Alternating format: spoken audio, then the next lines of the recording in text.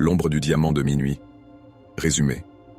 Dans un petit village perdu au cœur des montagnes suisses, la légende d'un diamant maudit connu sous le nom de Minuit écarlate refait surface lorsque l'objet est mystérieusement volé lors d'une exposition privée.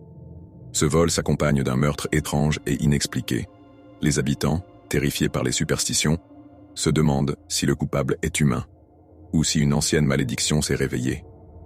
Introduction. Le retour du Minuit écarlate.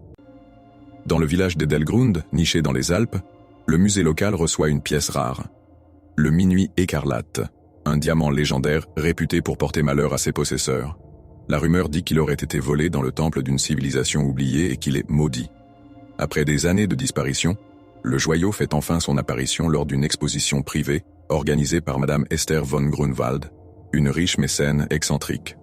Lors de la soirée d'inauguration, le village entier est présent. Mais à minuit, lorsque le rideau est tiré pour révéler le diamant, celui-ci a disparu. Pire encore, Madame von Grunwald est retrouvée morte, son visage figé dans une expression de terreur absolue. Acte point. L'enquête commence.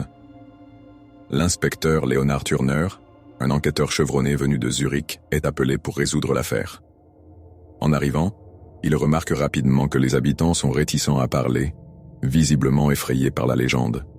Certains prétendent avoir vu une ombre rôder dans le musée, d'autres parlent d'un chant étrange entendu cette nuit-là. Lorsqu'il interroge les invités, plusieurs détails troublants émergent. Un vieil antiquaire, R. Magnus, affirme que le diamant n'aurait jamais dû être exposé. La malédiction réclame toujours un tribut. La gouvernante de Madame von Grunwald, une jeune femme nommée Clara, avoue qu'elle a entendu un bruit métallique, comme des chaînes, quelques instants avant de découvrir le corps. Un mystérieux visiteur étranger, un certain docteur Varga, semble s'intéresser au diamant depuis des années, mais il disparaît sans laisser de traces après le meurtre. Acte 2. Les signes de la malédiction. L'inspecteur Turner découvre que le corps de Madame von Grunwald présente des marques étranges sur le cou, semblables à des brûlures. Les analyses révèlent également des résidus inconnus, comme une poussière cristalline. Alors que les jours passent, plusieurs témoins commencent à rapporter des phénomènes étranges, des lumières rouges aperçues dans les montagnes, des voix chuchotées au bord des fenêtres la nuit, et une sensation oppressante qui pèse sur le village. Une vieille légende locale raconte que le diamant est gardé par l'ombre de minuit, une entité vengeresse qui tue tous ceux qui tentent de s'approprier la pierre. Acte 3. Les liens cachés. En fouillant dans les archives du musée et les affaires de Madame von Grunwald, Léonard découvre que cette dernière n'était pas une mécène innocente. Elle aurait financé des fouilles illégales en Amérique du Sud il y a 20 ans, au cours desquelles une équipe aurait découvert le diamant dans un temple abandonné. Curieusement, les membres de cette expédition sont tous morts dans des circonstances mystérieuses, sauf deux. Madame von Grunwald et le docteur Varga. De plus, Clara, la gouvernante, cache un secret. Elle a un pendentif contenant un éclat de cristal identique au Minuit écarlate. Elle avoue l'avoir trouvé dans les affaires de son père, un ancien membre de l'expédition, mort dans un accident inexpliqué. Acte 4. La vérité émerge. Léonard décide de piéger le coupable. Il annonce publiquement que le diamant sera récupéré par les autorités et transporté dans un endroit sûr. Lors de cette mise en scène, le docteur Varga réapparaît, croyant que le diamant sera à nouveau exposé. Mais avant qu'il ne puisse agir, Clara est mystérieusement agressée dans sa chambre. Elle survit, mais dans un état de choc. En interrogeant Clara une dernière fois, Léonard comprend enfin la vérité.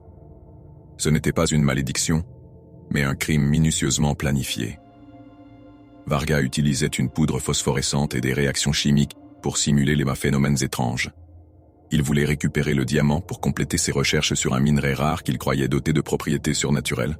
Cependant, une pièce manque encore dans le puzzle.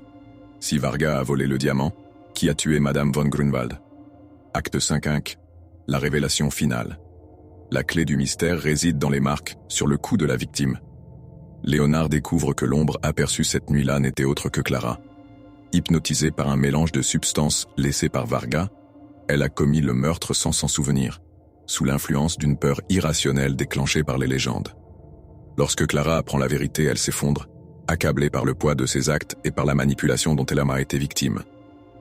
Le diamant est retrouvé dans une cachette près des montagnes, mais Léonard décide de le renvoyer dans le pays d'où il a été volé, espérant mettre fin à son histoire sanglante. Conclusion. l'ombre persiste. Alors que Léonard quitte le village, une rumeur commence à circuler. Certains jurent avoir encore vu une lumière rouge danser sur les crêtes. La légende, bien qu'éclaircie, continue d'habiter les esprits.